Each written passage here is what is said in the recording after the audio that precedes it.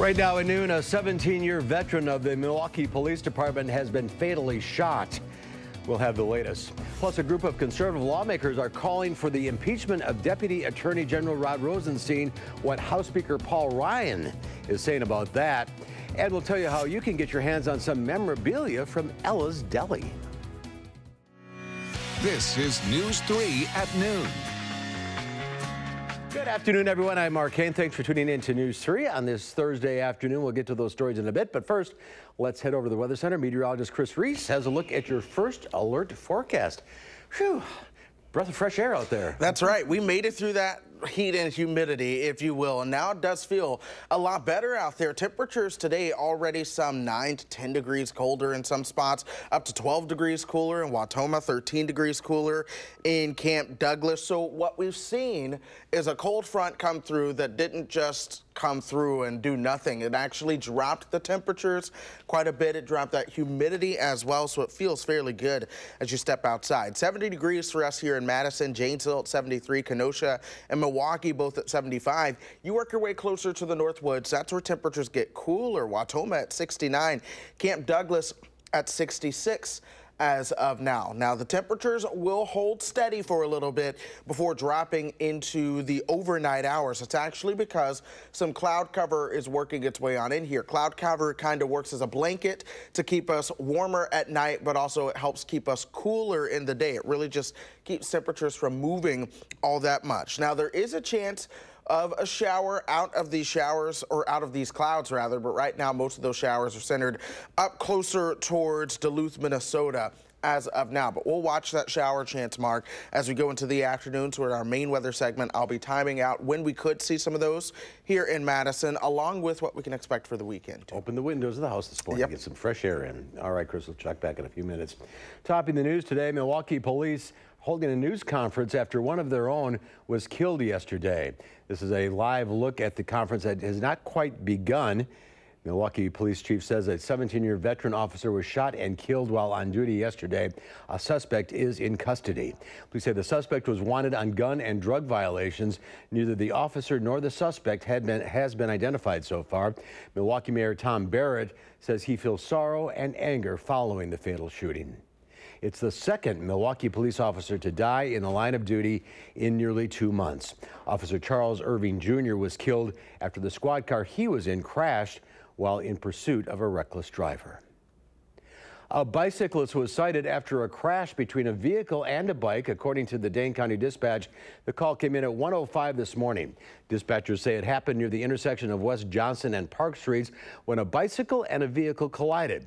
Police say the 22-year-old male bicyclist was intoxicated and admitted to trying to beat traffic on his bike while crossing against a red signal.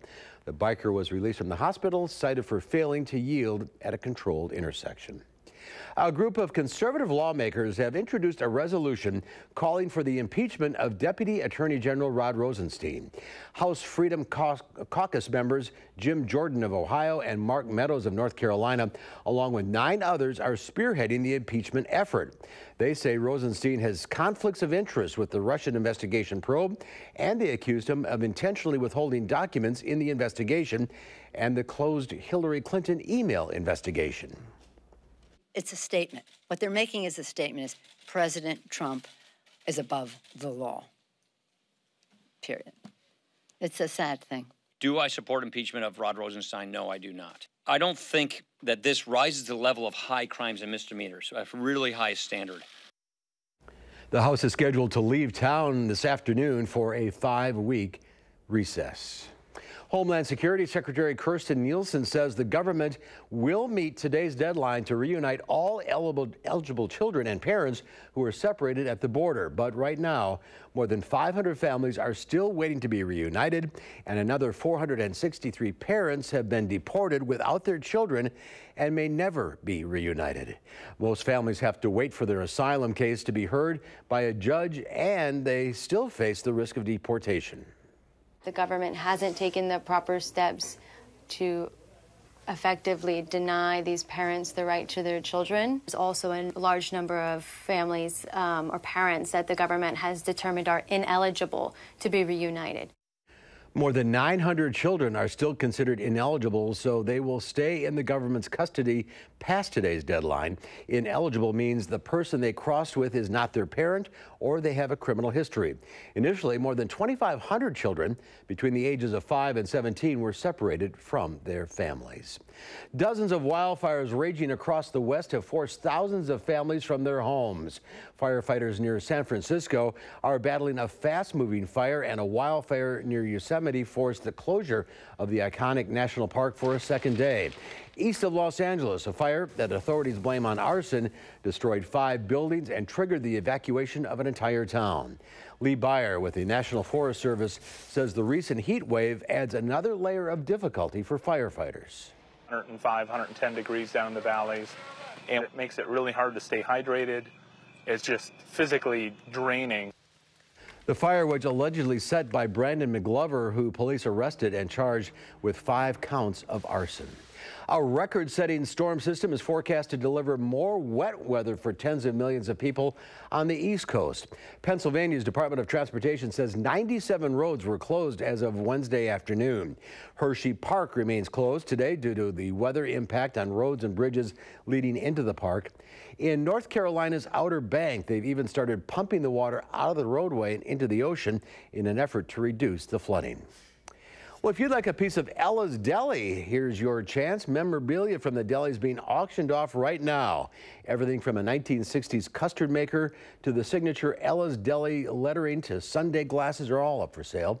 Wood booths, condiment holders, glass candy dishes, sundae glasses, a washing machine, you get the idea, all up for auction. Earlier this month, Epic Systems bought the giant carousel that stood in Ella's lot for more than 40 years. There's more to come on News 3 at noon. Up next, we'll see what Howard's working on in the Mr. Food Test Kitchen. Grab your hiking boots and appetite, because we're going camping and you'll never guess what we're cooking up.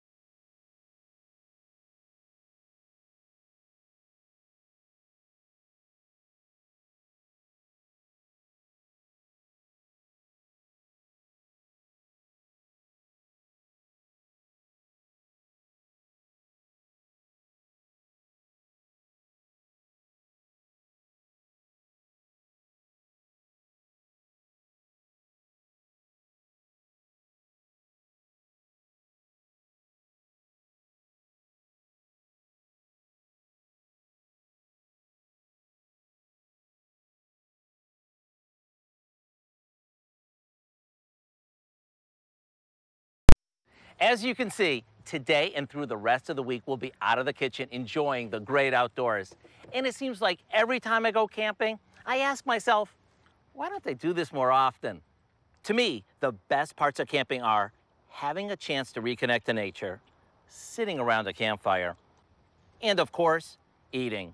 And just because we're roughing it doesn't mean we shouldn't eat well. So let me share with you how easy these sticky country ribs are to throw together. We start with some country-style ribs that are seasoned with some salt and pepper. You see, they're a lot meatier than traditional ribs and cook up more like a pork chop. Now, while those cook, we mix together some barbecue sauce, sweet and sour sauce, and a bit of hot sauce. After our ribs cook for a few minutes on each side, we slather them with our tangy sauce. When these come off the grill and we serve them with some corn on the cob, get ready for some good eating. And just because they're great for camping, don't think for a minute that you can't make them at home. I do hope you'll go online and get the recipe for our Campers Country Ribs. Let me tell you, this is a far cry from what I ate when I was a kid camping. I'm Howard from the Mr. Food Test Kitchen, looking for more back to nature ways for you to say, ooh, it's so good. All right, Howard, thank you. Coming up on News 3 at noon, a cooler summer day across the area. Meteorologist Chris Reese has your first alert forecast when we come back.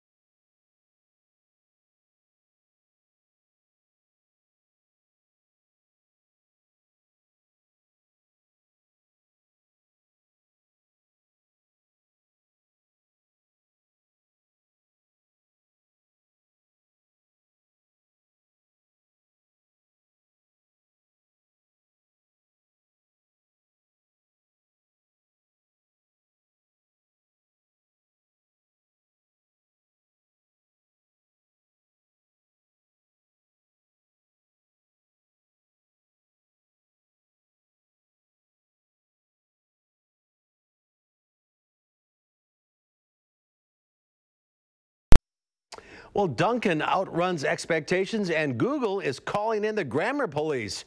Diane King Hall has more in today's Money Watch report.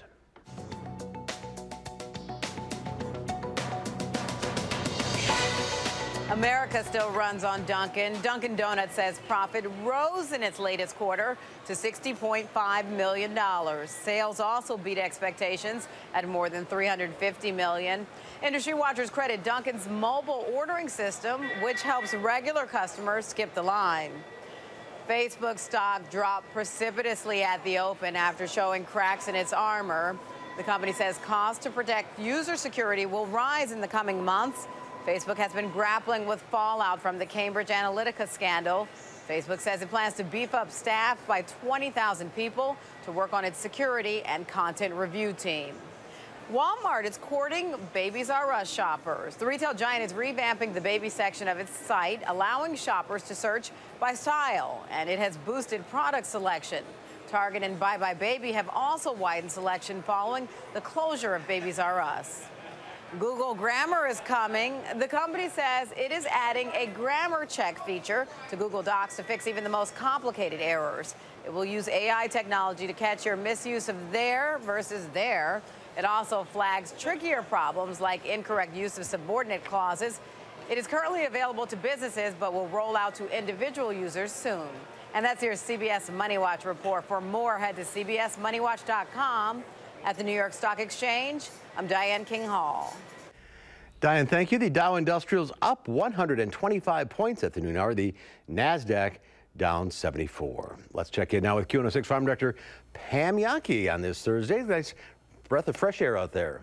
Yeah, it is, definitely. It was nice and cool this morning when I came into the office. I'm looking forward to the cooler temperatures and hopefully a little moisture on the horizon. We could use it. So today, the markets are focused in on the announcement that was developing overnight between the United States and the European Union. Word was that they had come to an agreement on lowering tariffs and continuing trade talks. The president even suggested that this was good news for U.S. soybeans, that we'd be selling more to the European Union. I came in this morning, the markets were up. I got all excited. Then I talked to one of my brokers and he said, tap the brakes a little bit. He said, first of all, United States soybeans are about $1 a bushel less than soybeans that can be purchased in Brazil, but you can't purchase any in Brazil because China's buying them all. So that's tempering some of my enthusiasm, but the markets are still holding firm and trending higher on the midday with the exception of wheat. Wheat feeling a little profit-taking happening right now. But again, like I said, weather conditions are the influence in the wheat market, just not seeing the yields that they had expected in the Plain States because of dry conditions in many areas there. So like I said, some international news, amazing. It is actually good for commodities instead of not so good. So talking about what's happening in dairy today, I just got a news release from the National Milk Producers Federation. Apparently the Food and Drug Administration is going to start to drop the hammer a little bit on the misuse of the phrase milk in marketing at the grocery store.